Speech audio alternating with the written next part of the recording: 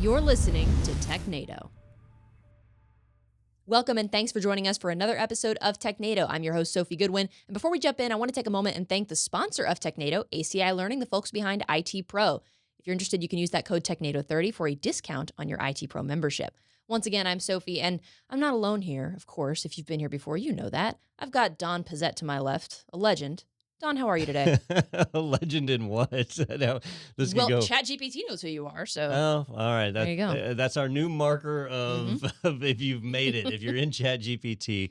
No, I'm doing well. It's that time of year where companies are starting to release some new stuff, right? It's January. They want to get things out there. So we got some cool things to talk about this week. But I will say that 2024 is not shaping up to be a good cybersecurity year. so it'll be a fun show. Oh boy. Well, that means more news for us to cover, I guess. So silver lining there. Dan, what do you think about that? Well, the year is young, Don. I mean, we like to start off with a bang, but maybe it'll peter out after April or something. And there'll be no more cybersecurity incidents. It'll peter out around December. Yeah. It's interesting. You said like this is the time of year companies are starting to release more stuff. That makes me wonder, is there a time of year for you that like the news cycle, there's more stuff going on than any other time of year? Like, oh, it's always right around this time that all these new updates are coming out or anything like that? Yeah, so the beginning of the year is usually busy. And then in the fall, like August through October, those are like Apple, Microsoft, they all make big pushes to release new OS versions in that time. They have new hardware that they release. The phone vendors, they always want to get their new phones and tablets out because they want them to be ready for Christmas time, right? And so you see a lot of technology on that timing cycle. Any phone you're excited about? Like, we don't talk about phones too much. No. I just realized my phone is like 6 years old. And so it's like, oh, maybe I'll upgrade. It still works great. I love it.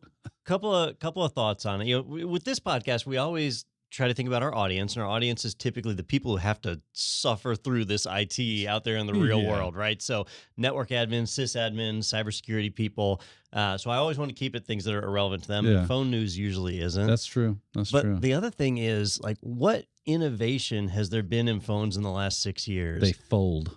Yeah, right? That's about it, right? And they make the cameras better each time. That's true. And if your phone is your primary camera, then that's exciting. But this would be the world's most boring podcast if we just talked about that. Versus the old days. I mean, remember early days of Android, early days of iPhone, there was all sorts of crazy BlackBerry stuff. was still in the mix. Like, that was kind of cool stuff. There was neat stuff coming out all the time. Now they're so focused on in-app purchases. We'll have to start talking more about like more security news focused around mobile devices, because there's a lot of things that happen, like apps that you can get from legitimate like sources that could be malicious. So maybe we'll throw those in the mix from time to time. It does happen. Yep.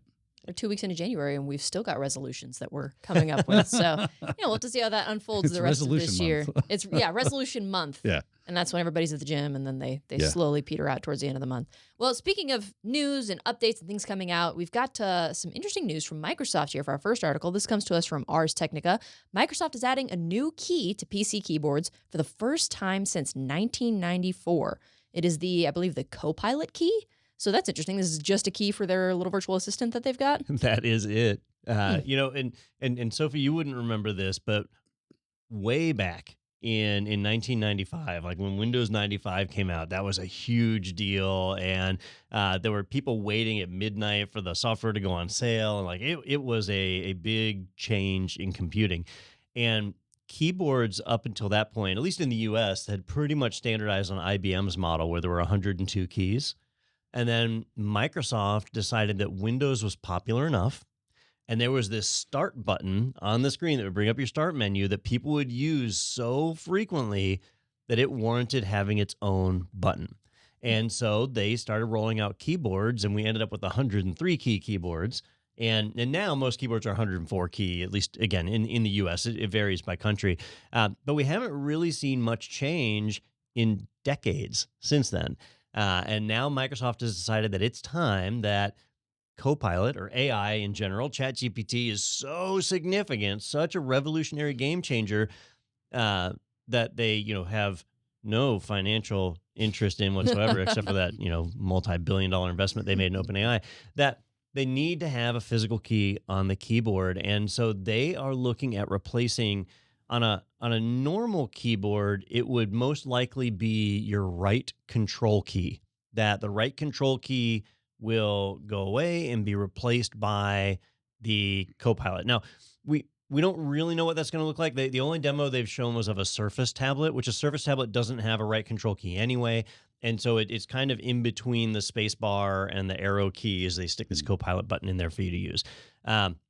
If it's as useful as the Cortana button on the Cortana button on the taskbar, I suspect that other vendors won't pick up this button. And that was my initial thought, was like, other vendors aren't going to do this, until I read the quote from their product person saying the button is not required for third-party OEMs at this point, which means it absolutely 100% will be required by OEMs within a year or two. Why do they do this? They insult us, Don. That's all there is They to do. it.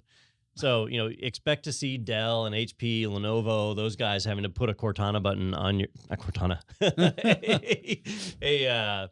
the hell is it called? CoPilot. There we go. Yeah. CoPilot button. It's all the same Stupid thing. brain. Yeah. You made me look the fool for the last time, brain. So it's exciting. New button, right, Yeah. Daniel? It's, man, you're pumped? I am losing my mind with them. I can't With wait. excitement. 'Cause I don't know how many times I, cursed the Windows key when I accidentally hit it and go, nope, that's not what I wanted. But it's there. I mean, super key. I call it super key now, right? Because you use a Windows-based keyboard so often in so many different places that it might not be Windows. Linux user here, that we end up calling it a super key because it does whatever you want it to do. I was about to say, in the Linux world, they do refer to it as a super key, Yeah. and Canonical is the one to really push that forward. Yeah. Outside of the Linux world, nobody calls it a It's super just key. a Windows key. It's just the Windows key. Well, because it has a Windows logo on it. Yeah. I mean, talk about your branding. Right? I always liked how if you bought, and I don't recommend this, but if you buy a System 76 laptop, Yeah. they put the Ubuntu logo on that button. Oh, yeah. Yeah, so they changed it a little bit. Yeah. Well, hey, it'd be nice to have, I guess, quick access to copilots and AI. Yeah. Now, I'm an Edge user, and a Microsoft Edge, not like some kind of internet deviant. And so I guess you could be both. I mean, he You is, could- but yeah.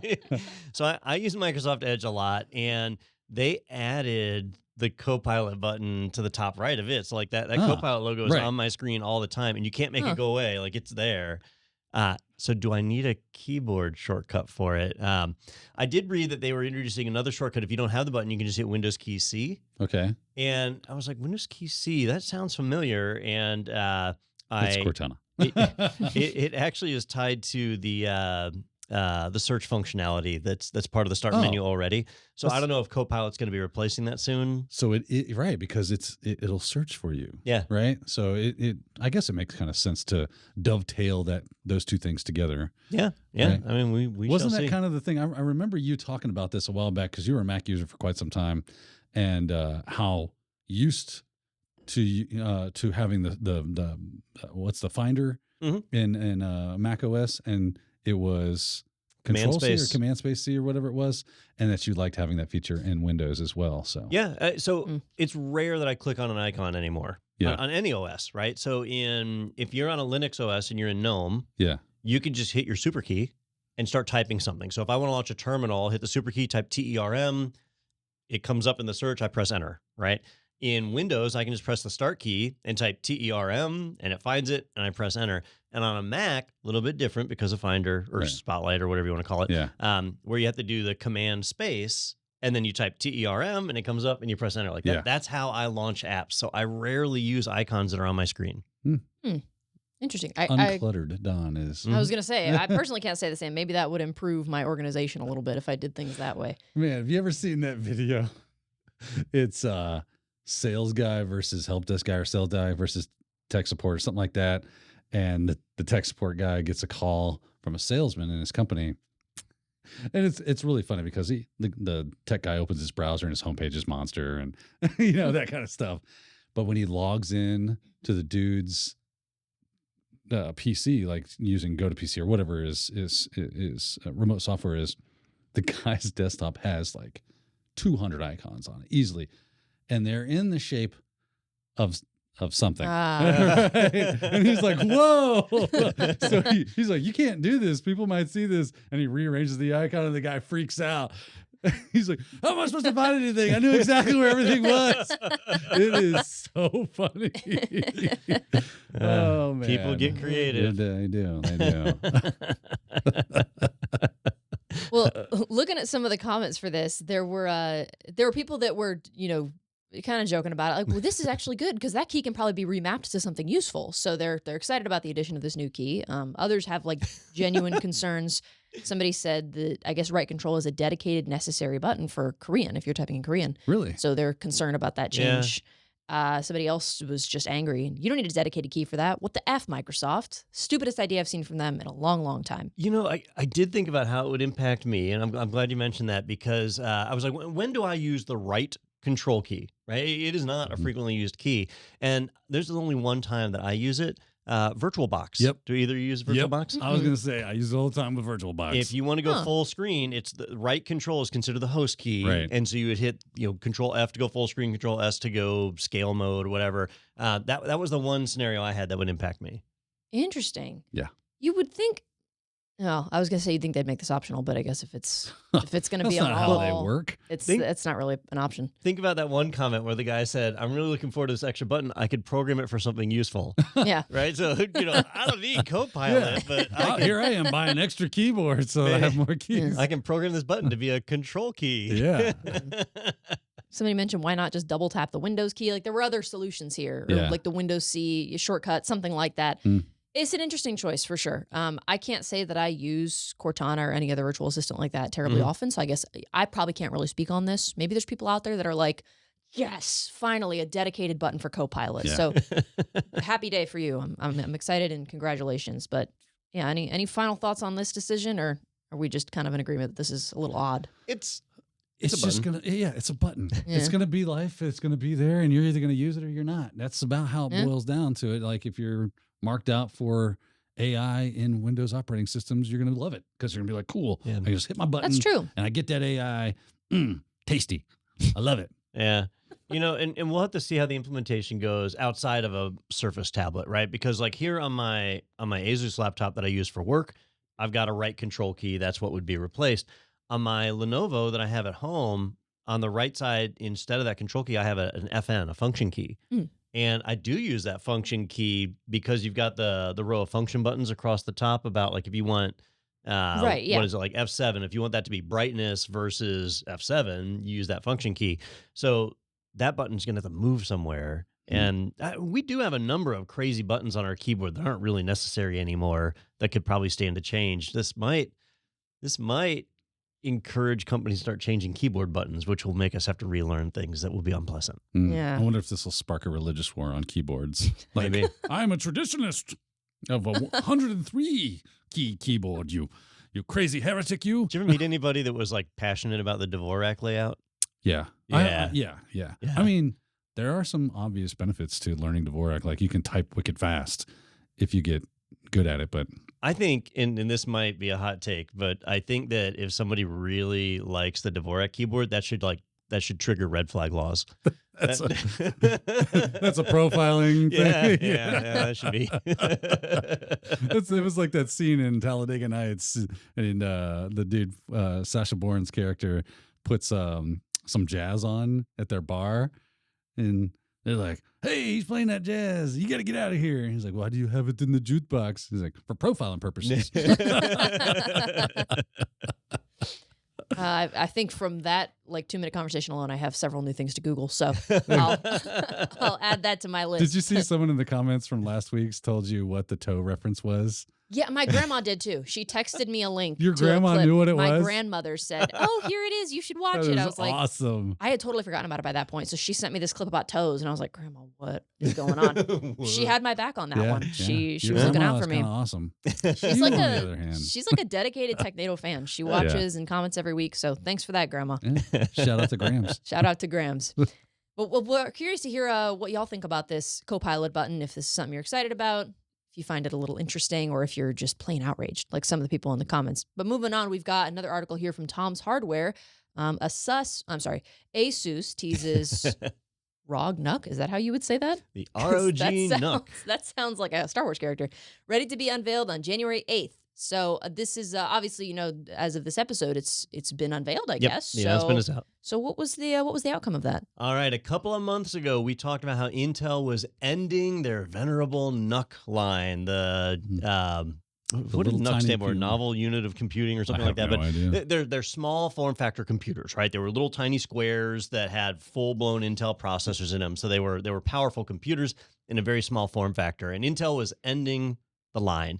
And at the time, ASUS stepped up and said, hey, actually, Intel's going to end it. That's fine. We're going to take it over. And so if you love Intel NUCs, which I think they're great, then, hey, you can jump over here and we'll start manufacturing them now with Intel's blessing, right? So Intel was all on board with this and off they go. And we didn't really know how long it was going to take for ASUS to start churning that out. Now, we knew that ASUS was already manufacturing these on Intel's behalf. Intel doesn't have computer manufacturing facilities, so they were using ASUS before. Well, ASUS has announced their first official ASUS NUC, which is now going on the market. It's not, you can't purchase it today. They've announced it. They've shown it. It's going to be available for purchase soon. It's different than what I thought. I thought they would play it safe. I thought they would take the traditional square NUC that we all know and love that easily fits behind a monitor. But instead, they did a ROG NUC. Now, if you're not familiar with ROG, that's Republic of Gaming, and it's ASUS's like Their high-end Ally gaming brand. is a really cool handheld. Is it? Yeah, ROG Ally. Yeah, I've heard a little bit. I've never seen one. It's cool. Yeah, it's. I think it's like it might be one of the full Windows based handhelds that are out there. Okay, emulate anything you want, just about, and yeah, it's a pretty sweet machine.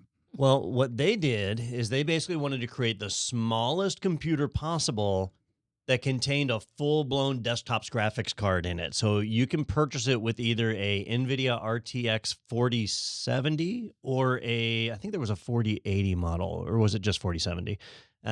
Which, I mean, a 4070, that's a big card, generates a lot of heat, it's got to have fans. And I'm not talking about the mobile version. Like you see these laptops, so like here's a laptop with a 4090 in it. But it's this mobile one that's not even as good as a 3080. It's marketing hand waving garbage. And so it's a mobile 4090. So this one, it's not exactly small because it's got that full size graphic card in it. So it's a decent size. I would say it's closer to the size of a laptop than like the Intel NUCs used to be. That is bigger. It is bigger. That is bigger. But it's small for a gaming PC. And so if you're looking for a compact gaming PC, this is the first thing they've released under that brand. And is that how they're billing it? Is this is a gaming small form factor gaming PC? No, Intel did this too, where except it wasn't NVIDIA cards. They did their crappy Intel ARCs. Yeah. I mean, they're outstanding. Proprietary. Whatever. Where you had the regular square NUC, but then you had the longer one that had a skull logo on it. Okay. So it looked kind of cool. But I never thought it was worth the money. So it's not out of blue, like out of the blue. It's just not what I thought they would lead with. Yeah. Well, okay. Well, we'll see what happens. I mean, gaming PCs obviously get repurposed for things other than gaming because they have great graphics cards, and then you can do a bunch of cool stuff with that. Like if you wanted to have a small yet probably usable, decent like password cracking rig or something to that effect, this would be kind of cool. Turn that into something that's more security minded. Yeah, it'd be a lot of fun. Yeah. On my computer at home, I have an NVIDIA RTX 4080 or RTX 4080, well, whatever it is. And I can run stable diffusion right from my own system, leveraging my own GPU as opposed to like cloud resources. Yeah. So yeah, you can do some crazy stuff. That's cool. Yeah. I think it's interesting to see how one of the functions it lists is like you can chat, browse, stream, edit, record, and play without skipping a beat. And it seems like more and more now, for people that do actually use these for the intended purpose of gaming, how streaming it has become almost like synonymous with it. So many people that get into this stuff, it's like they become a Twitch streamer automatically, even if it's small, even if their channel and following is small. It's just like something that goes with it. If they're going to hop on a game, they're going on Twitch. It's never just I'm just hopping on a game for a little bit. Yeah. So I think that's interesting. How now I wonder how long it will be before that kind of stuff is just the norm. Like, you can't buy a PC or a gaming system that doesn't have that ability because they just assume this is something that you want. I know that's more the gaming side of it, and you mentioned you can use this for other stuff, but for those that do game. Well, I think we know firsthand that the bar is really low for creating podcasts online, and so more and more people are doing it, and hopefully better than we are. Yeah. Yeah, absolutely. It's not to knock the people that are doing it, because I certainly would not know how to figure that out. But it's just interesting that it's something so many. I mean, I've got little cousins that are doing it, so it's interesting that that's now become kind of more commonplace. So curious to know what y'all's thoughts are if you're watching this on YouTube, or even if you just want to send in a comment on socials. Curious to know what you think about this and if this is something that you'll be picking up for yourself. But we'll go ahead and move on. We do have some Apple news. It is not about the AR, VR, spatial goggles. It's not that. I'm sure we'll talk about that, but it's not that. This comes to us from 9 to 5 Mac. It says Macs can now inform Apple if any liquids have been detected in the USBC ports. So it's about time. I was going to say, I'm not a Mac user, so this was not a feature already. Well, I like to bathe and, MacBook it up from time to time. So this is going to be really helpful. Yeah. Because for my phone, if it thinks there's something in the port, it would tell me like there's an issue with the charging port or something. So I guess I thought it was the same for Macs. So Apple's had a bit of a sordid history with moisture detection, and where it all started was the original iPhone, like when the first one came out, really didn't have any water resistance to it. And so if it got wet, it was broken. And that's how most electronics are. That's not a knock against Apple. Most of the electronics you use are not water resistant in any way. But because people take phones with them everywhere, and people get caught in the rain, people fall in a puddle, somebody pushes them into a pool, like these things happen, right? And phones are expensive. So we don't want them to get damaged if they just get a little bit wet, like you drop it in the toilet. Listen, my Cricket phone was not that expensive, Don. Well, we don't have to spend all that much on a phone, do we? But people choose to. So they started making the phones water resistant, right? The IP, what is it? IP87. I forget the numbers when they do a water resistant phone. The IP freely, whatever it is. I had no idea this was a thing. I gotta be no. Well, the next time you buy a phone, like I said, we don't talk a lot about phones here. That's true. I'm breaking the rules. But Apple, they rolled out this moisture detection thing, right? So if a phone got wet, the reason they did it was they wanted to void your warranty. So, like, if you said, "Oh, my phone stopped working," and you brought it to an Apple Care, they would look at it and say, "Oh, you got a wet, dude. That's on you." We make it water resistant, but that's outside of the warranty, right? Yeah. So they got sued, and they ended up settling out of court on this because there were people who lived in humid environments, like right here in Florida, like us, where it's humid here, where your moisture sensor might trigger just because you live in Florida. Yeah. And because it's 90% humidity in the air all the time. Yeah, on a good day. Yeah. Yep. You walk from inside of a building to outside, and you immediately become like damp. Yeah. Yep. It's not my glass is just flash fog. That is Florida. Yeah, welcome to Florida. So they settled out of court on it and said, okay, these people who did warranty claims will go ahead and honor the warranty claims and so on. But that was all in the phone world, and we don't talk about phones a lot. Yeah. Right. Well, now it's jumping over to the desktop side now, or laptop side. MacBook Pros are not water resistant. So that's just how it is. This moisture sensor is being introduced, and their PR team is putting the big spin on it, like, we want to help you. You don't want to plug a USB-C cable in. If there's moisture in that port, you want to wait. But they are absolutely not saying, oh, by the way, this is totally going to void your warranty. And so if the sensor pops and tells you got moisture on it, and then you try to take it in for like a warranty work, it'll be like, nope, you got it wet. So they have not come out and said that, but I can almost guarantee you that is a track record that Apple has. This is what they've done in the past, and I can't see them going any other way because the devices are not water resistant. Yeah, if there's one thing we know about Apple, it's their integrity, right? Is that they're looking out for you, and they do not want you to spend more money than you have to on their products. Yeah. Well, it looks like this isn't even gonna alert end users. It looks like it's similar to the feature on the iPhone, but it says the code suggests it's only used for analytics. So they might eventually implement an alert that will let you know, like the one in iOS. It seems more likely that this is going to be used for technicians to determine whether a Mac is eligible for free repair. So it might not tell you, hey, there's something wrong. It'll just be, they'll look at it and, oh, sorry, you're out of luck. You got it wet. Not our fault. Yeah. I think this is this will turn up like this is another thing that contributes to the right to repair movement, right? Remember, like the John Deere tractors, when a part breaks, you have to get the part from John Deere, otherwise the tractor won't start. And so they're being sued, and this whole big thing. Apple's been trying to dodge that with their crazy repair kits they push out now. So if you have moisture in your port and you go to Apple and Apple says it's not under warranty, but you don't have a way to repair it yourself, that's where they break the law. And so, you know, now they're trying to skirt the line. I'll be curious to see where this goes. This is not consumer-friendly behavior. Just wait for the EU to mandate it, and then we all benefit. They will have, well, like, that's what they did with USB-C, right? They were like, hey, none of this lightning crap. Like, you're e-wasting, you bastards. Yep. Yeah. Yep. And that's it. I mean, there's really, the lightning cable, I've heard a number of arguments about why the lightning cable should exist. Yeah. But there's no valid argument there. Yeah, no. It's stupid. Mm-hmm. Absolutely.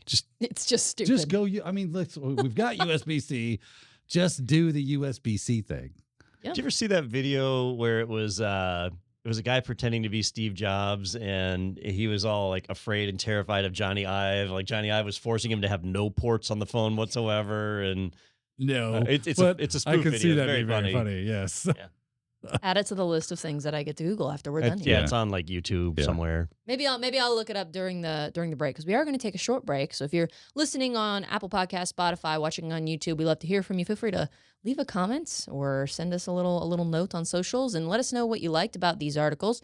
But don't worry, we're not quite done yet. We'll be back in the second half of Technado for some security news. Tired of trying to schedule your team's time around in-person learning? Isn't it a bummer to spend thousands of dollars on travel for professional development? What if we said you can save money and time and still provide your team with the best training possible? The answer to your woes is live online training from ACI Learning. With live online training, we provide our top in-person courses in private, online, instructor-led formats. You get to provide professional development in a manner that fits today's expectations. Entertaining, convenient, and effective. Our exam-aligned courses inspire the full potential of your team. Visit virtual instructor-led training at ACI Learning for more info. Welcome back. Thanks so much for sticking with us through that break. If you are enjoying the show so far, whether you're watching on YouTube or listening on Apple Podcasts or Spotify or whatever podcast platform you choose, maybe consider subscribing so you never miss an episode of Technado in the future, and check out some of the previous episodes as well.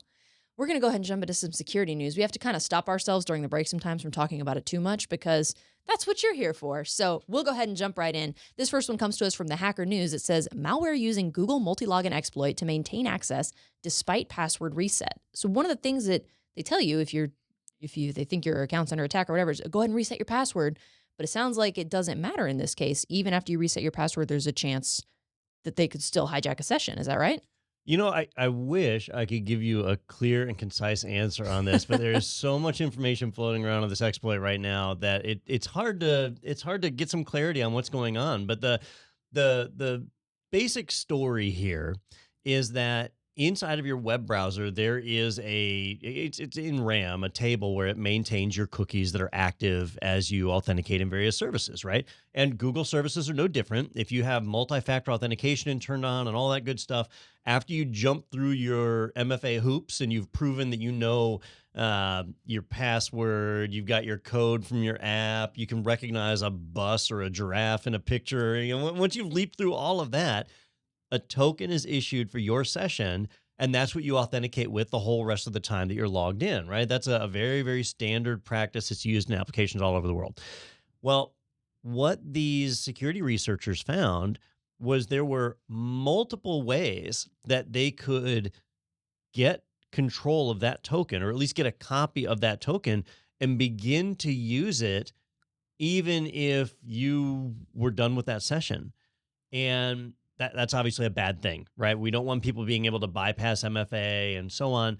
Well, Google came out and said, yes, this is a real thing. Attackers do have a mechanism they can use to try and access this table to get access to the token. But it's actually not a big deal because, well, the first thing they said was it's only if the session is active. So you just close your window and that's that. But the researchers found where you could actually, what was the term, Daniel, to reanimate? To restore, I think you said. Restore, recover. recover. They called it the restore feature. Yeah. Yep. So you could actually restore a token that had been removed and bring it back to life, right? This is like a reanimator. And another movie for Sophia. Add it to the list. And that one, I mean, that's a big shocker right there. When you think that a token is out of commission and all of a sudden it comes back in.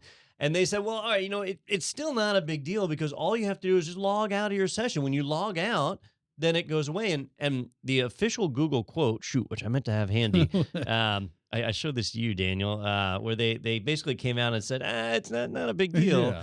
Yeah. They said, here it was.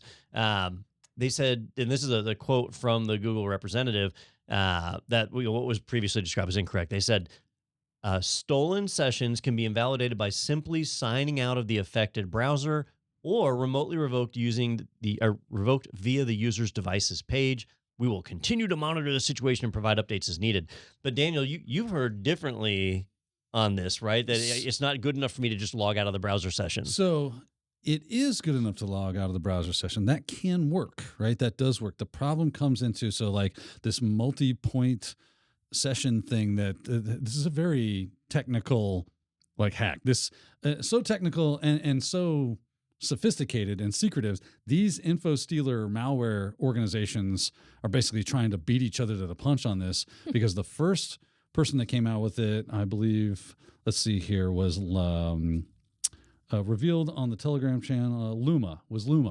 So Luma was the first to figure out how to do this, and then they kind of let some details slip, and then other info stealers started reverse engineering this thing, and they figured out their way to do it as well. So we had Luma implemented this, SteelC, Medusa, Rise Pro, Whitesnake, right? There was a ton. So very, very rare. Yeah, right? This is not something you're going to see at all. Well, obviously, this is an important thing, but it's kind of black boxed, right? There's still some what's going on underneath the hood over here? You'd have to reverse engineer their malware to see how this is actually working, which some people have actually done. There's a lot of technical information. There's this Gaia thing. I'm completely, I was like, okay, there's a lot happening under the hood of this here attack. Very technical. But ultimately, you have profiles, right? Maybe I'm not just logged in to my browser here. Maybe I'm also logged into Google here. And maybe I'm logged into Google at my other computer. And I've got 10 different devices that are logged into Google, and they all have a profile, and they all have their own tokens. I can now, if I have access to a certain browser, I can use the encryption key that is stored in the Chrome browser to reanimate an old token or something, or create my own. This is where it's getting kind of iffy on the technical issues, at least from I haven't had a lot of time to really dive into this. So here's my question. Yeah. When you start to look at an attack like this, that's super duper complex, right? Normally I look at some of these and I say, you know what, this is so complex. This is the type of thing that a nation state funded organization might use against specific targets. The regular rank and file among us don't really have to worry about this. But in this scenario, you were able to rattle off 6 or 7 different malware providers. So that's active in the real world that are able to leverage this. So now I'm torn. Is this something we need to worry about or not? I would say absolutely you need to worry about this.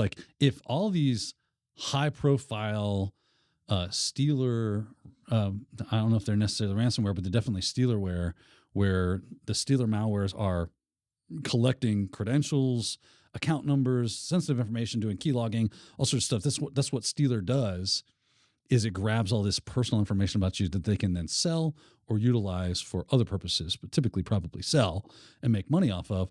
And that they're basically racing each other to make sure that they have this available so they can maintain a competitive edge in the market. That tells me this is important. It's more important than Google seems to be making it out to be, because if I can use it, you got to remember the average end user out there, grandma, right? Grandma, she don't know. She downloads stuff from the internet, she installs it, and now she's got stealer malware. Heck, she may have even downloaded it from the Google Play Store. These things happen. So she installs some piece of software, and now it's stealing all her information. People gain access to her accounts, and now they can pilfer her pockets directly, or use that information to sell to other people so they can pilfer her pockets directly. Yeah. They don't know about this. So that's why it's important. We tend to think of this as being like hacks are only important if they go after government or medical or critical infrastructure. But the rank and file hacks that are happening out there are against average everyday citizens, where you become a part of somebody's botnet, or they are using it for identity theft, or to steal your credit, to steal your money directly, and then use that for nefarious purposes, things like drugs and human trafficking, right? So that is why this is important. I was actually at a family function this weekend, and some of my wife's family, they live up north, and they came down, and they're like, I don't have anything anyone would care about. I'm like, yeah, you do. You have an identity. That is what the hackers want. That's why the number one stock in trade in hacking right now is stealing people's information, not necessarily their direct money. Mm-hmm. They steal that information and they sell that information. Google makes a ton of money off of what? Your information. Facebook makes a ton of money off of what? Your information. Information warfare is the name of the game nowadays. So that's what they want, because then they can use that to fund their nefarious plans. Information warfare. You should start a show around that, and it could be that's too long a title. Yeah, we'd have to shorten that down, right? And listen here, Don. You're gonna think malware very important. Okay, this is not something we can joke around about. That's a good impression. Now, Daniel, let me tell you what I did, or both of you, because I want an opinion here, because here's how I mentally process this, and I don't know if it makes sense or not. I've started, it's difficult sometimes to recognize which of these we need to react to and which ones we don't, right? So this news actually broke last week, right after we filmed last week's podcast, so it didn't break in time for us to cover it. But even at the time, I said, you know what, I'm going to wait for more details. And CloudSeek, the researchers who found this, they put out a huge write-up. I've got it pulled up on my laptop right now. As well. On it, and they go into a lot of detail. And at the time, so this probably would have been Saturday, that I said, you know what? I think it's odd that there's no CVE here. And so, let me wait. They've shared it with Google. Google's repudiated. This is out in the public, so we're like beyond responsible disclosure at this point. Like it's out fully disclosed. It's being used by malware packages, but there's no CVE. And I just checked while you were talking, Daniel, and there's still no CVE on this. Interesting. And in my mind, and this might be naivety, but I look at things and I'm like, if it's not good enough to get a CVE assigned to it, then maybe this is not actually something we need to worry about. And based off of the fact that it doesn't have a CVE, like there's a lot of 0 days don't have CVEs, and you got to worry about those. Well, but right, they will have a CVE within days, so right? CVE is just something that we do as a way to identify a specific threat. Just because something doesn't have a CVE doesn't mean it doesn't warrant one or whatever. Somebody might not have. You have to. Like, I say register. What's the word? Like, apply for a CVE. You say, I have found this. If nobody's done that, it's not going to get one. Yeah. Right? Well, somebody would want to take credit for this. Malware stealers, they don't give a crap about having a CVE in their cap. Yeah. All they care about is making that do-re-mi. But I have to imagine CloudSeek does. Maybe. Right? Maybe they don't know everything there is to know about this quite yet. Maybe. Yeah, their original announcement, their very first thing that they put out was way back on, I believe, December 29th, which was 12 or 13 days ago. Yeah. So almost 2 weeks ago. Seems like in that time, it would have been one created or prior to a public release like what we've got. Yeah, but, well, and here's what's funny is you talk about it not having a CVE, and therefore maybe it's not that important. You can get a CVE because your home router will, open if you have like a thumb drive attached to it, open it to the internet, right? It's not how many people are attaching thumb drives to their home router, but that's got a CVE. Yeah. Right? That's very low. So again, CVE isn't necessarily a litmus test of whether or not this is important. It's just hey, here's something you can reference, and then you can add that to like scanners and things of that nature. All right. Right. So I may have developed a bad habit then, because I've started to do this where if I see a threat and it doesn't have a CVE attached, especially if it's been weeks since the announcement, to me, that's like, hey, other people in the security industry have looked at this and nobody felt that it warranted documenting. Yeah, that's not necessarily the case. And then not all CVEs are created equal as well. right? It just that's because means they have that rating, there is a security. it's an that's CVSS. It's either different. a 10 or a 2, right? Everything's a 10 or a 2. That's right. Yeah, now there is no. I don't. Yeah. Did you look up a CVSS score for this? Because that's different. I didn't because it doesn't have a CVE. That's how I normally. Gotcha. My path to get to it. Which is probably pretty good correlation of whether or not it has a CVE, whether or not it has a CVSS score. But that said, there are steps you can take. Now, Don, you mentioned just changing your password, or was it Sophia? One of you two mentioned. I think it was Sophia mentioned changing the password. If you're just logged into one browser, that should work. Here's what Cloud Seek says.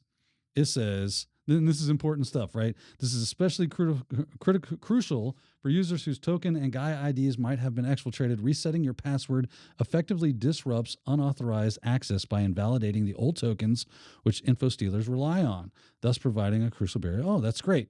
But it says, make sure that you sign out of all browser profiles to invalidate current session tokens. So it's not just one, right. It's all of them. Cool thing is you can go into Google, into your account settings, there's an area that says, sign me out of everything that I'm signed into. And that's a one-stop shop to make that happen. So that's an easy win here. And that seems to be the prevailing win on helping. And maybe that's why Google isn't taking us that seriously. Oh, you can just go into Google and sign out of everything and then sign back in and you're fine. Okay, cool. Does grandma know to do that? My grandma does because she watches Technado. She watches Technado. Yeah. Shameless plug. But if you know to do that, then that's cool. If you're only signed into one thing, then you just sign out, change your password, sign back in, change your password, do the whole thing, and invalidate all that stuff. And then hopefully you're good. But there were there's some things about this that seems like that might not be enough. But maybe there's enough cloud of secrecy and veil of fog of war kind of thing going on. And that's maybe why there's no CVE. Maybe there's no, we're not sure yet. Because it seems like, again, I would base this off of if info stealers find this to be credible enough of a tactic to make sure that it must be in their software package, then I would take this seriously. That's my litmus test. Yeah. Well, the danger part here to me is even if you follow the instructions right. So if you think that a malicious actor has somehow managed to compromise your tokens like this, and you do exactly what Google said, you log out of all of your sessions and you log back in, then you've now invalidated those tokens. Great.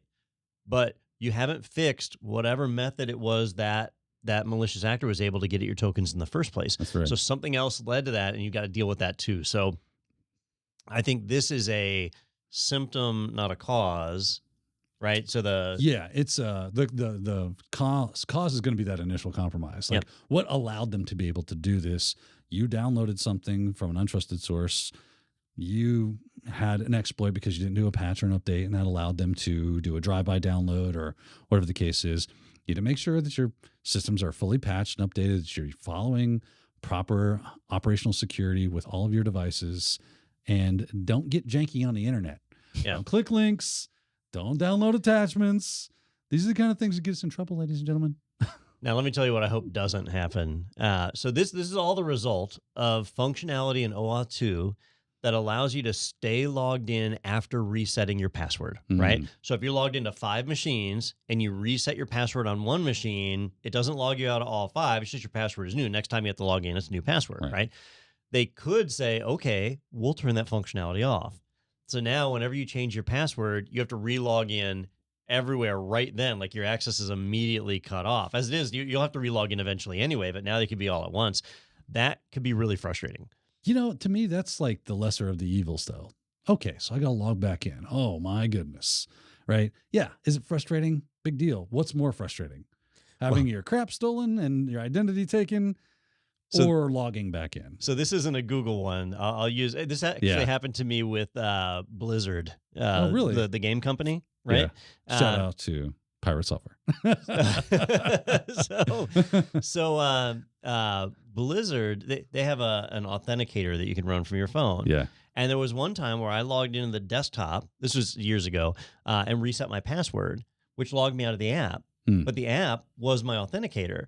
And so when I tried to log back in, I couldn't get to my authenticator and I ended up having to do a support ticket to reset the account. Like they created a scenario where you could effectively lock yourself out. Doesn't Microsoft do the same thing with Teams? They can. There is a very specific flow you can follow to lock yourself out. But yeah, that's the risk. And that's why we have things like this multi-login functionality to prevent that exact scenario. Right. You have different, you don't have single source of failure. Yep. Right. You cannot have a single source of failure. Yeah. I don't like it when companies have their own dedicated authenticator apps. What the heck, man? Come on. I want to have my two-factor authentication held with a different company, like true separation. And you don't get that when it's 2FA with Microsoft, my passwords with Microsoft, and my authenticators with Microsoft. Yep. It's not as good, in my opinion, as if it was another company. Agree to agree. Alrighty then. I feel like I need to be taking notes over here on the conversations that happen here. We'll go ahead and jump into our next article. This is part of a fan favorite segment here on Technado called Who Got Pwned? Looks like you're about to get pwned. Fatality. Yeah! So this comes to us from TechCrunch. It says, law firm that handles data breaches was hit by data breach. That is just a black fly in the Chardonnay, isn't it? That's what we call ironic. Yeah. And it's true irony, not like Alanis Morissette irony, right? Yeah. It's like real irony. Yeah. This one, all right. Well, let's just get the elephant in the room done, which is nobody likes attorneys. Attorneys don't like attorneys. It's just, it's the business they do is essential, but not well loved. It's true. True. And in this case, the irony is this law firm specifically handles other companies that have dealt with data breaches and helping them negotiate the convoluted paths of what they need to do when there's a breach. And it is convoluted, right? Especially if you're a public traded company, you've got certain obligations to your customer. You've also got regulations and GRC through things like the SEC and the FTA and all these other organizations. So how do you navigate all that stuff? Well, you bring in these attorneys who know it really well, and they help you walk through it. Well, that company had a breach. Now, to me, that's not, I don't blame them for that. Like any company can have a breach. It's just the world we live in. It's how they handled it that's shocking, because they straight up got sued for not notifying people whose data was affected. And four times, 4 class action lawsuits. Jeez. Oh, and they're class action. Yeah. So those 4 represent thousands of people. Yeah. You see, the problem is, Don, is the waft of human feces has affected their brain. They got to start get some HEPA filters or something in their building. They're in San Francisco. Oh, yeah, that'll do it. So, it's now I'm distracted because I'm going off the rails on this one. Did you see the newest Space Ice video that dropped? Yes, I did. On Soldier? Yes, it was amazing. And Sophie, you probably have not seen the movie Soldier, but I have not. Man, it was so funny. He gets dropped on this planet that's like the garbage planet where everybody else dumps their garbage. And he's like, and then he gets dropped into the middle of San Francisco. And it's just as he remembered it. So that's what immediately popped into my head there. Funny. So there are times where, getting back on track, where people might stand before a judge and say, I'm sorry, Your Honor, I didn't know the rules. I didn't know I was supposed to do X, Y, Z. And the judge will then say, ignorance is no excuse, and, throw them in jail. Throw away the key. But in this case, it's pretty hard for these attorneys to say, we didn't know, because that's literally what their business is about. So they had to settle all of those court cases, and their quote is absolutely hilarious. It's attorneys, but they said, and this is the official quote from ROG, that's the law firm, "We are pleased to reach a settlement well within a year of the incident, which brings this matter to a close, and will continue our ongoing focus on protecting our systems and the information of our clients and our firm." Is that what they called it? Yeah. It sounds like a real positive outcome right there. But, and the other quote from them was, "We regret the inconvenience and distraction that this malicious incident caused. We made it our priority to resolve it as quickly as possible for our clients, the individuals whose data was impacted, and our team." The problem was, as quickly as possible was months and months and months. Right. Versus like with GDPR, where you have 72 hours. Yeah. You better get it taken care of. Yeah. Or you need to notify people within 72 hours. I'm guessing they don't do business in the EU. I'm guessing not, but hey, they're attorneys, they know the laws. Or in California. Because doesn't California have the California Consumer Privacy Act or whatever? They do. Yeah. And isn't it similar to GDPR? It is, yeah, in a lot of ways. And now we have the SEC just passed that rule. Actually, it wouldn't apply to here because of the time frame. But the SEC did the thing where you've got 96 hours, 2 days, 4 days, to notify if you're a publicly traded company in the U.S. So there's new laws that are coming out to deal with this. But hey, that didn't apply to these guys. Yes, the advantage of being a lawyer, Don. You get to go, well, the law didn't say this. I mean, and then they go months without actually informing anybody of anything. It's their job, I and guess. then they happily say, look how good we did. Yeah. Yeah, I know we beat this dead horse all the time, but once again, it's like there was never like an apology or even really an acknowledgement. They said, we regret the inconvenience and distraction. I'm sure you do. That this caused. Yeah. But don't worry. Oh, we resolved it very quickly, and we reached a settlement well within a year, which is an achievement. What were you thinking? So I've noticed this, and I don't know if it's a cultural thing, a change in times or whatever, but people don't like to say they're sorry. No. And I know I'm going to sound like a movie here, but I see it on Kickstarter campaigns, right? And Kickstarter, have you guys ever funded anything on Kickstarter? I've never funded anything, but I'm familiar with it. Okay, I've done a number of them, probably 20 different things on Kickstarter, and sometimes they fall behind, and sometimes they fall years behind schedule. And I'll see these companies where they post an update, and they're like, "Hey, regret to inform you guys that we've got to delay another 6 months, but we got this popped up in China, or the boat went the wrong direction, or whatever, all sorts of different stuff." I've seen every excuse, but they don't say they're sorry. They don't apologize, because that would admit wrongdoing. Right, you're accepting responsibility then. And that's what I'm wondering. Like, is that admissible in court? Like, oh, you said you were sorry. That means guilt. So it's funny what does. I would almost guarantee it has to do with the legality of what they say. Because, as a guitar player, right, Gibson, the guitar company, is very litigious. Very litigious. Another guitar company called Paul Reed Smith, or PRS, they made a guitar in the style of, like, very similar in style of a traditional Gibson Les Paul. Gibson sued them, right? Okay. Sued them to the part where they had to halt production of those guitars, which were very popular. And they had to halt that production until the court case was resolved. And the thing that resolved the case was the CEO or a senior VP or somebody that was highly involved with the court case and in Gibson. What somebody was asking them about, well, what do you think about these? Do you think they're that close? He's like, well, obviously no one would, Gibson Les Pauls are so iconic that no one would ever make the mistake of thinking that a Paul Reed Smith was the same. And they're like, bam, you just said it's not the same. And only an idiot would think that they were. And that's what closed the case. And Paul Reed Smith got to spin up their operations. And now they make a single cut, what looks like a Les Paul style guitar. Yeah. Well, the sad part about it, though, is like in some of these scenarios where if these companies would just say, look, we're sorry, we screwed up. For me, in Don Pizzette land, that would actually go a long way. Right, because it restores my confidence in you. Yeah, that I understand people make mistakes, and I don't need to be a part of a class action lawsuit. And you admit that this is something that you're responsible for. You take ownership of it, and accountability. Yeah. And but when you say things like this, like we regret there was an inconvenience to us, I get no sympathy out of that. Like that's just where we're at now. Then you start looking up their competitors. Yeah. When you first started talking about how people don't like to say sorry anymore, there is kind of like a movement of like people that say sorry for everything, where it's like, you bump into somebody, oh, I'm so sorry. And there was like this whole, you don't need to say sorry. It's not your fault. You need to empower yourself. But it kind of went too far in the other direction, where people were doing like awful things and then being like, well, it's unfortunate that it made you feel that way. It's like, you hit her. You need to just say, I'm sorry. There was a comedian that did a bit about this years ago, right? And he was talking about how he thought it was funny how some of his family from like New York would insult you, and they thought they could get away with it. He was like, I don't mean this. I mean no disrespect, but you're a douchebag. He's like, well, hold on, what?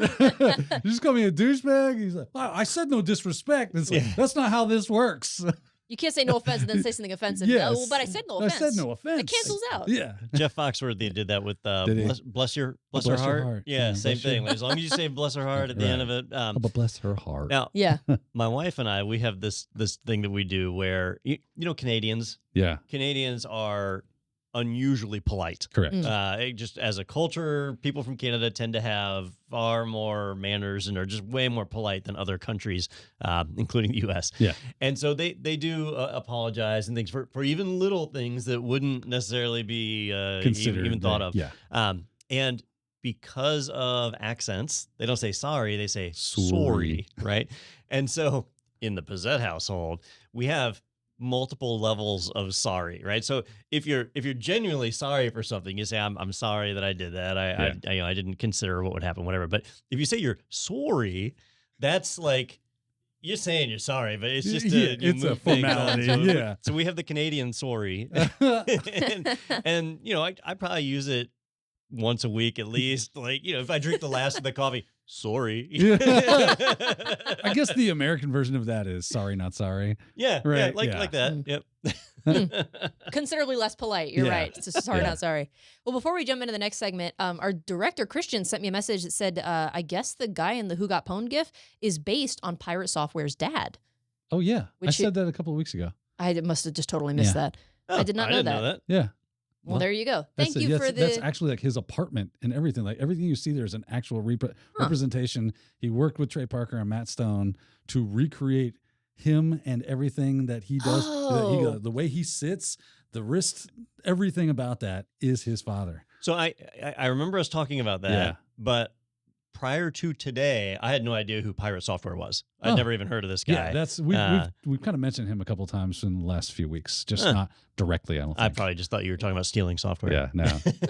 Not a person named Pirate. Yeah, he's a streamer. So is it like a YouTube channel called Pirate Software? Or Yeah, it's a YouTube. I think it's a Twitch stream as well. He streams. I know he streams talking about because he's a game developer. Yeah, I wonder if he has an ROG NUC. Yeah. He probably does because he's got to develop for it to see if his game is going to work, right? Well, thank you, Christian, for enlightening at least Dawn and I. And clearly, Daniel already knew, and he's got all this knowledge, I'm and so well-informed. we'll know better than to try to inform him next time. We'll go ahead and jump into our next segment. This is one of my personal favorites. Do, re, mi, fa, sol, la, ti, do, so, do. It's all right. It's a little short. It was a little short. It was a little See, short. I you could've- knew. I didn't have to tell you. Yeah. As soon as you let the ball go, you knew it wasn't hitting a strike. Right? Yeah. Yeah, I didn't have to tell you. You didn't have to tell me. I'm learning. I'm learning. This one comes to us from SC Media. It says, NPM registry prank leaves developers unable to unpublish packages. It sounds like what this was is he was just trying to be funny and troll a little bit, and it went a little too far, and then he regretted his decision. Is that right? Yeah, so what happened here, and this is symptomatic of a bigger problem with NPM, right? So if you're not familiar with NPM, right, Node.js is a JavaScript framework that is wildly popular for writing web applications that run locally as well as in the cloud. Is it JavaScript or Java? It's JavaScript. Okay. Yep. Yeah. Not Java because that's a whole different beast. Completely different thing. Yep. Yeah.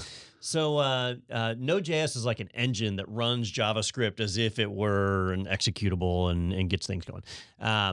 So NPM is the Node package manager. Think of it like a Linux distro where you've got APT or Yum or whatever, the DNF where you're installing packages. That's what NPM lets you do. And so there is a public repository where they have all these Node packages. And the barrier of entry, the bar to get a package put into the NPM repository is practically non-existent. It's having an account. I mean, if you name it crypto coin miner exploit, like maybe they'll catch it. But probably not. Like the bar of entry on this thing is so low. Who's got that kind of time, Don? I know. If you trust NPM packages, you are just like taking your life in your own hands. The problem is, damn near every developer does. And they all just trust it like there's no limit. And so every now and then we hear about thousands of packages being removed from the NPM repository because they have crypto miners in them, or some developer, it was a few years ago, a developer decided they were angry and they wanted to protest. And so they intentionally damaged all of their packages, and everybody who depended on their packages, their app's now broke. Yep. And so like that was a very malicious thing, and NPM allows that.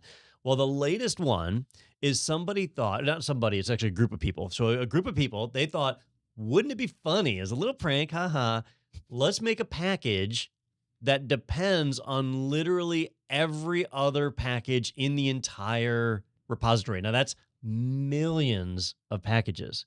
And so they couldn't just make one package that did it. They had to make over 3,000 sub packages that then depended on everything else, and then wrapped it all up into one NPM package that you could get that was called everything.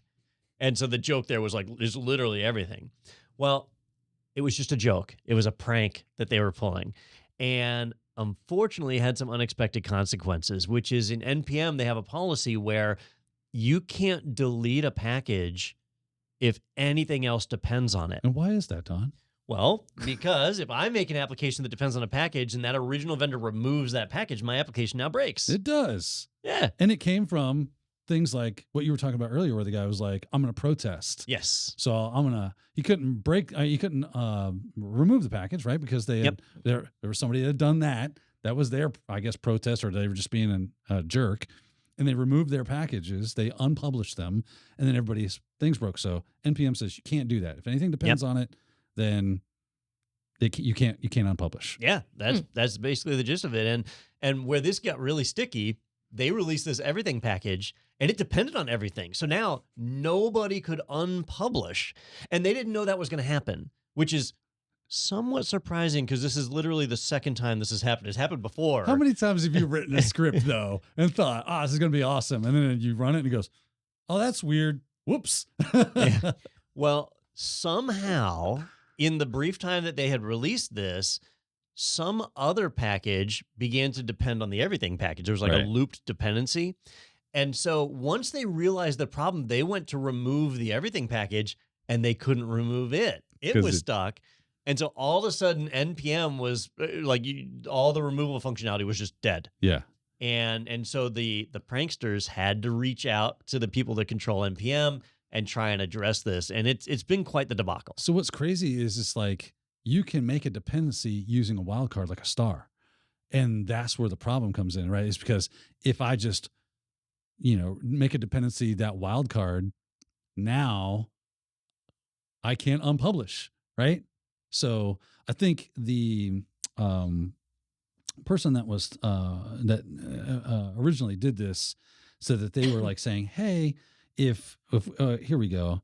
They said, okay, we can do these things. A, allow folks to unpublish when packages that depend on them use a star version, or B, not permit star versions in published packages going forward, or as a last resort, C, remove our NPM organization entirely and remove all the packages that are blocking unpublishing. This is what they reached out to NPM and said, do one of these three things, please. I don't care if it's C, but we got to do something. This is a problem. Yeah. And, what's interesting here is in order to pull this prank off, like, let's just assume it was the funny prank, they had to push 3,000 sub packages to do this. And so people are starting to ask the question, like, why can someone publish 3,000 packages? Like, shouldn't that set off a rate limit? Shouldn't that be looked at as spam? Because there has been a lot of spam in the NPM library over the years, or in the repository over the years. So there's some challenges. I mentioned this is the second time this has happened. The last time that it happened, it wasn't really a prank. It was a malicious action, but they had 33,000 sub packages. That was the no one left behind. Yeah, right? yeah. So it was everything. They said that was also reminiscent of a package called Hoarders that used to directly depend on every module on NPM, approximately 20,000. This was in 2012. Yeah. It was published by a software engineer, Josh Hallbrook, created in Node.js. Yep. Complete utility grab bag. Well, there we go. So this was not a surprise, never seen before, 0 day. Yeah. This is something that's been around for over 10 years, and it was just a joke, but it did kind of go south. Now, I have noticed something interesting, which is a lot of people are blaming NPM for this and saying, like, how could they be so lax, and why don't they have rate limits and stuff? And I agree with that. Like, NPM is not known for being secure and trustworthy. Like, you don't want to trust them. Right. They're open source repositories. It's like PyPy, right? Yeah. Same kind of idea. Yeah, there's cool stuff in there, but you have to be careful. The onus of security is on you. They do what they can. Yep. But at the end of the day, you install something on your system, that's on you, player. But at the end of the day, the pranksters caused this. They did cause this one. Like, this is a And- denial of service. Normally, those packages that you need to be wary of are ones that are malware, right? You were installing something malicious to steal or gain access to or whatever. This was a denial of service attack, and that's obviously going to make its way to the top of the list of, hey, this is a problem real quick because people are going to get DOSed.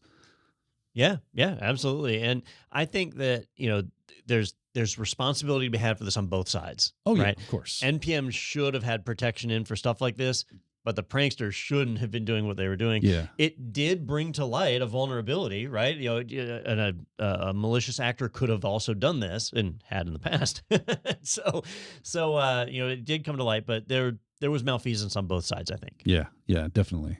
So this was obviously, it was a prank. It wasn't intended to be malicious. He was just goofing around, and it went a little further than he expected it to. But if this was causing a lot of problems, and like you said, a denial of service, I think is how you classified it, could he get into actual serious trouble for this? Or is this something where it's just like, okay, it's really annoying, but he didn't intend to. But So he could be like maybe civilly charged if a company lost money because they depended on this package. There's a possibility that, you can sue a ham sandwich if you want to, right? True. So the problem here is it's a virtual crime, right? So it's a cyber crime, which the way they've got it is governed by NPM's terms of service. So Right. they absolutely violated the terms of service, Right. But terms of service doesn't really hold up well in court. right. And so not criminal court, right? most companies won't. Oh yeah, it doesn't even apply in criminal court. Right. So it would be a civil case, like you described. And they certainly don't hold up in front of a jury. Juries never side with the terms of service. Right. So it's unlikely to go anywhere from a punitive side that way. Yeah. It does pose an interesting question though of if I had criminal intent, if I did wish to cause monetary, impact against companies that I know use these softwares, could I be criminally charged as Computer Fraud and Abuse Act, something like that? Yeah, you could, right? So if they could prove criminal intent. It's just been extremely rare I hear that you. that's I happened. hear you. You know, Yeah. like remember when Kevin Mitnick was originally arrested, so way back in the 90s, that before then, nobody else had been arrested like that. And there were plenty of other people doing crimes exactly like what he was doing. He just kind of became the first. But then you didn't hear about anybody for years. There was that guy who wrote Saint. I can't remember his name. He got arrested too. That was, do you know the story behind how About Saint, the administrative tool? Maybe. So What's the story you're referring to, Don? so he got arrested, got thrown in jail. Yeah. And this was before they knew, like, when somebody does a cyber crime and you throw them in jail, you need to take away their computers. Yeah. Right? So no access. But he had access to the prison computer. And so he wrote an application called Satan. I remember Satan, yes. And Satan was like an attack toolkit. Like if you wanted to take down a server, or you just pointed this at it, and it had all. It's kind of like what Metasploit is now, right? Well, Saint was meant to be an administrative tool, and it was being used as an exploitative tool. So if I was a hacker and I had a copy of Saint, I could use that for remote purposes and doing all sorts of administrative things maliciously. So then he wrote Satan, which was meant to be. It was the other way around. So Satan came first. Oh, really? And he said, this was when his jail term was coming up. Okay. He said, I've written a pretty sweet tool. It He just can take rebranded it servers Saint. down. If one of you wants to give me a job, I'll turn it into a tool that protects your servers instead of one that attacks your servers. And Interesting. hard to get a job with a criminal record. Yeah. He got a job, and Satan became Saint. Gotcha. And so the same basic tooling, and that was the way. And you can't do that stuff today, right? Yeah. But back then it was a whole different world, so everything was new. I literally haven't even heard these words in this context since like 2002. Oh yeah, these are old tools. Yeah. It's a whole new world. But yeah, so in this case, it was just a prank, allegedly. Yeah. You don't really know, but they're saying that. I doubt this will ever go to court or anything, especially since this is the second time it's happened to NPM. But be aware, if in your workplace environment you rely on NPM, understand that is a threat vector, and not a threat vector because of like security exploits. It's a threat vector because of stupidity and lack of effort on the staff that maintains NPM. What is it? Godwin's law, right? Oh no, that's the Nazi thing. There's another law about like never attribute to malice what can easily be attributed to ignorance. idiocy. Yeah. Ignorance or just stupidity. Huh. Yeah. Interesting. Well, there we go. Obviously, none of us are legal experts, and I know in our last segment we did spend some time poking fun at lawyers. But if you happen to be watching this and you have some legal knowledge, curious what your take is on that conversation we just had. What do you think? And of course, if you're enjoying this episode, if you had a good time, if you liked spending this time with us, maybe consider leaving a like and subscribing to the channel if you haven't already, so you never miss an episode of Technado in the future. We've also got all of our old episodes. I say old, lovingly aged episodes here on the channel as well. And so much more. It's not just Technado on our YouTube channel. We've also got ACI Learning has live webinars, live on social events that happen. We've got one happening. It'll be the day this episode is released. And it's going to be myself and Don Pizzette. Don, are you excited? I am pumped up, ready to go. I can tell by the deadpan expression on your face. He's got a good poker face. It is going to be a lot of fun. This is something that we do every year, and always a lot of good questions that come in. So I'm looking forward to it, and I know Don is in his heart as well. So we hope that you join us and bring your questions. We had one last week as well, all things cybersecurity with Daniel Lowry. We had John Hammond on the show, and that was a lot of fun. So if you missed that, I encourage you to go back and check that out. And it was very fun. I said it was a lot of fun. Yeah, I know. I'm just reiterating. He's just I'm clarifying. supporting your claim I thought that you were it was fun. Like, no. It wasn't a lot of fun. It was So very I'm not fun. accusing you of anything. Jeez. You can't work with some people, right? I've been traumatized. We've got those the first Thursday of every month this year. So, and hopefully in the coming years. But if you did miss that one, feel free to go back and check it out. And we'll have a new one every month. So don't want to miss those. And we've got yet another webinar happening later this month. We've got 3, which is, I think, probably a record for us. We are webinar heavy. So if you're more on the auditing side of things, it's a skeptical auditor webinar. Going to be talking about some 2024 risk trends for auditors with Lynn Trong and Hernan Murdoch. So that'll be in a couple weeks. Feel free to check that out when that does come out. And again, thank you to our sponsor, ACI Learning, the people behind IT Pro. If you're listening from the Technado website, you can look for that sponsored by button. And if you click on that, it'll take you to the IT Pro website. So if you do want to support the podcast, check out those courses. It's what we do in our day job. You can use the promo code Technado30 for a discount on an IT Pro membership. Drop a comment. Let us know what you thought about this week's news. That's going to do it for me, I think. I know I talked for quite a long time. So if there's anything you'd like to throw in, now's the time to do it. You have 10 seconds. 10 seconds of silence to meditate. You looked up the law. Hanlon's razor. Hanlon's razor. That's what it was called. Hanlon's razor. Hanlon's razor. What's Occam's razor then? Occam's razor is that the most likely answer Is the simplest. is the simplest one. Yep. Okay. Or simplest answer is most likely answer. That's what it is. Oh, I learned so much every week on this show. Half of it doesn't even have to do with technology. Join us for next week's episode of Life Technado, lessons where we, from Technado. yeah, exactly. Philosophical. Well, thank you so much for joining us for this week's episode of Technado, and we'll see you next time. Thanks for watching. If you enjoyed today's show, consider subscribing so you'll never miss a new episode.